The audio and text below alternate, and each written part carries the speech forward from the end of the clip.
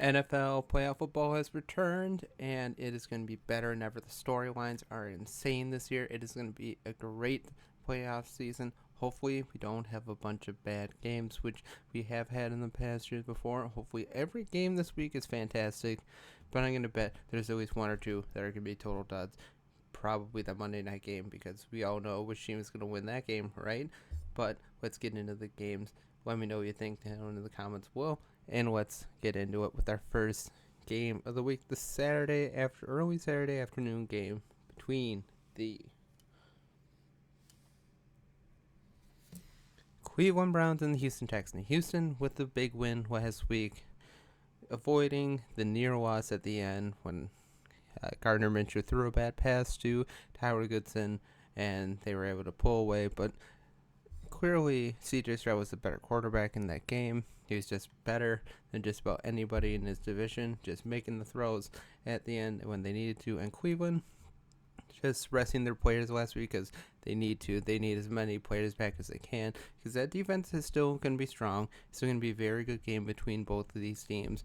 And it will be a rematch against these two teams played each other not that long ago, but this time C.J. Stroud will be in there, so that should definitely help things. It is in Houston, so maybe it gives Houston the edge. I think I will go with Houston, but you can't totally write out the Browns because Joe Flacco has been good over the past month. He's one of the main reasons why the Cleveland Browns are in the scenario that they're in the playoffs. But I think I'll just go with the offensive rookie who's been great. If it was in Cleveland, it'd be another story. If it was in Cleveland in the wintertime, I would give it to Cleveland. I think I will go with Houston to win this one. But it's going to be a very close game regardless.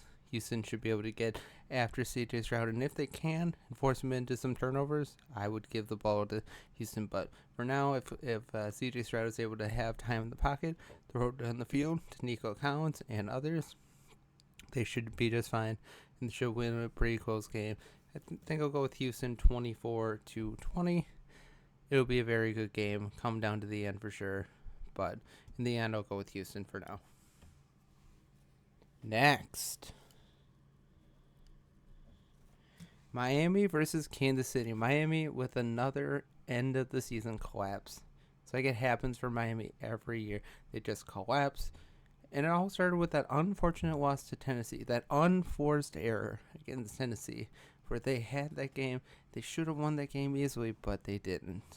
Kansas City kind of limping into the playoffs, if you will, because they haven't really been great all this year. Sure, they got a couple wins at the end, but they were against their inferior divisional opponents. But I got to give it to Kansas City in this game. It is in Kansas City. It's supposed to be like 10 below with snow on the ground. And you know how warm weather teams do in open air stadiums in January. They don't fare very well. And Miami has been anything but consistent. They've been actually consistently bad the past couple weeks. Tua getting virtually outplayed by Josh Allen. Yes, Josh Allen had a couple interceptions in the game for sure, but just watching him turn it on. Turn it on. Can turn it on like nobody else.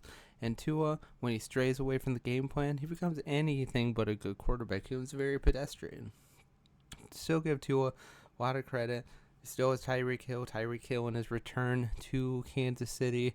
I'm sure that place is going to be rocking.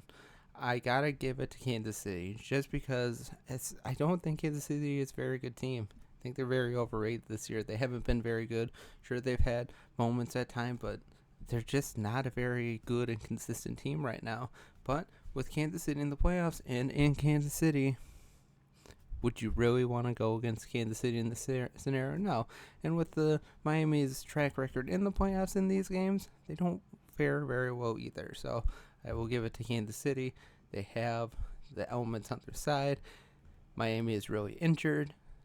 And just got to give it to Kansas City for now. Maybe that Kansas City doesn't go all the way, which, please God, I hope not. Because if that happens, it would probably mean the NFL stepped in and made sure they did.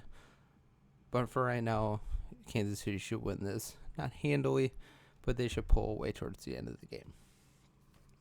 Next, Pittsburgh versus Buffalo. Pittsburgh, who would have thought from a couple weeks ago that they would be in this game? Buffalo, same thing. They were dead. They were dead too. But they went on a 5-game winning streak. They took the division, and now they're the 2nd seed in the AFC. An amazing turnaround.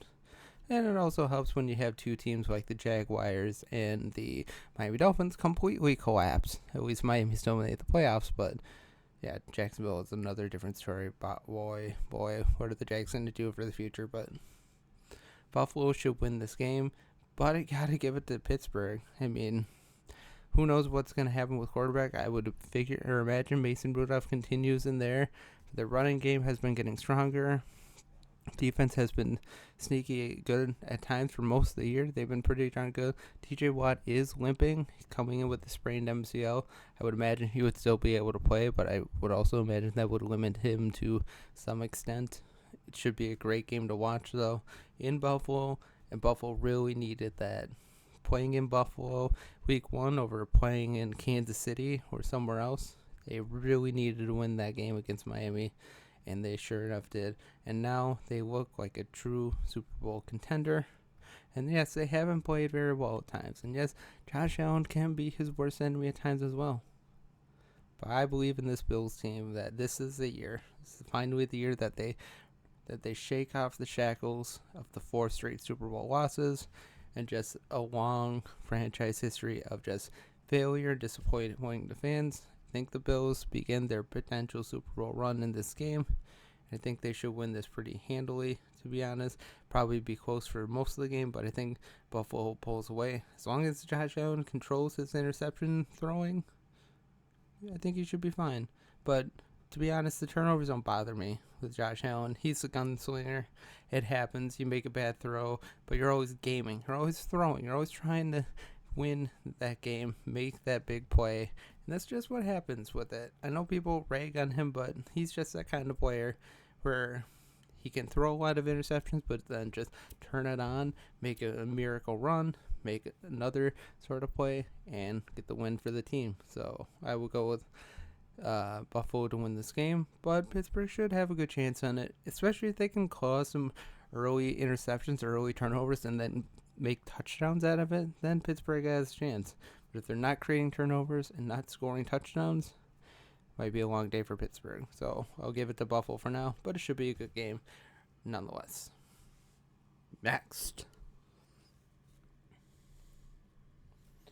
Los Angeles Rams versus the Detroit Lions. What a perfect scenario. It's like NFL scriptwriters.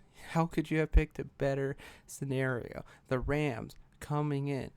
Matthew Stafford playing against his former team that drafted him in Detroit. Detroit holding their first playoff game in Ford Field ever. And Jared Goff playing against his former team and the Rams that drafted him as well. All the storylines are just oozing. It's like the NFL scriptwriter's dream on Sunday night as well. Could not have picked a better game for Sunday night. And it's going to be a great one. Detroit, who knows if Samuel Porter will be able to play? I doubt he will be, and it's really unfortunate that he goes down in a meaningless game in Week 18. Amon-Ra was a little hurt in that game too. Khalif Raymond went out as well.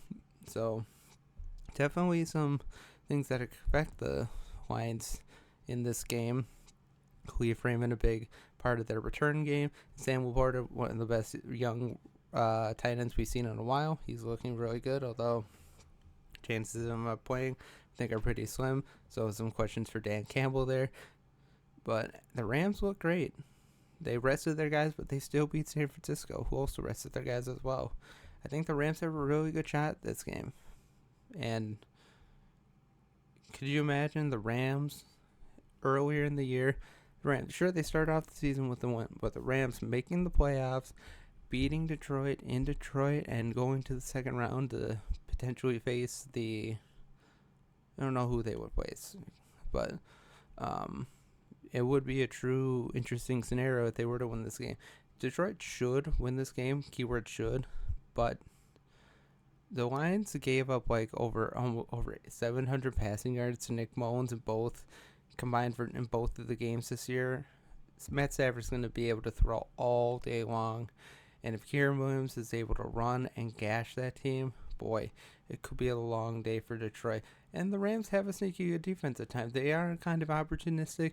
They're able to get sacks, and you can never count out a team with Aaron Donald in the center of that defense. The Lions do look good. They still have lots of targets despite the Sam Laporta injury. And if they get their running game going, it'll be another great battle. It's going to be a great game. I will pick the Rams for now. Rams 27-24. But if the Lions win, it wouldn't surprise me. But again, it wouldn't surprise me if the Rams won either. But I'll go with the Rams for now, thinking the storyline is on Matt Stafford's side. He's looking to get some revenge. Well, maybe not revenge, but just prove that he still got it, and that maybe the Lions shouldn't have given up on him. It's going to be a great game. Can't wait to see it. Rams win 30-27.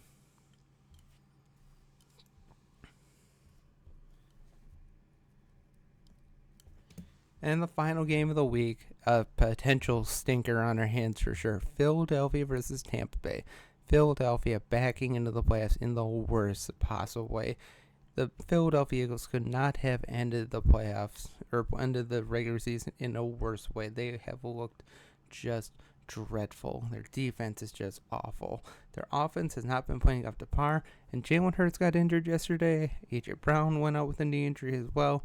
And they are injured at the worst time, and their defense has not played well. I think a lot of it does have to come down to when they lost their two best coordinators from last year, and they just haven't been able to place them, and their team play has suffered as a result. And maybe some real questions should go to Sirianni. He should probably survive this offseason, but should they have a loss this year? Should they lose this game and then not make the playoffs next year or something like that? And maybe he could be on the real hot seat. I think his seat gets hotter the more the Eagles lose. Tampa Bay did not play very well against Carolina, and the game could have been completely different had DJ Chark held onto the ball. DJ Chark was running for the end zone, was going to score, and he fumbled it out of the end zone.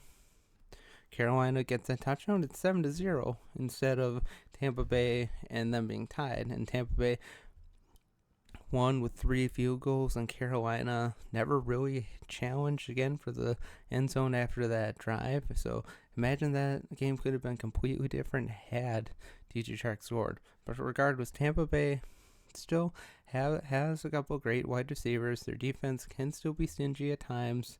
Rachaad White is a really underrated running back in this league, and Baker has had a good season. So, I mean, Tampa Bay, and plus Tampa Bay has the home spot. Philly hasn't been playing well. I think I'm going to go with Tampa Bay. I don't feel confident about it because I don't think Tampa Bay is very good. But I think Tampa Bay finds a way to win just because Philadelphia has not shown they have any ability to win a game in the past couple weeks. The only game they won in the last 5-6 games is against the Giants, which came down to the very end, and had the Giants drawn up a better play, could have ended the season on 6 straight losses. But I'll go with Tampa Bay for now. Maybe 17-14. It's a relatively low scoring game just because both teams have been really inconsistent with their ability to score, and both of their defense can be decent at times, although that's really stretching it for the Eagles considering how the Eagles defense has been this year. But go with Tampa Bay in the upset, sending Philadelphia into a long offseason of questions and a really hot seat for Nick Sirianni. But those are my predictions. Comment below what you think. Have a great day, and as always, God bless, and go Pack, go.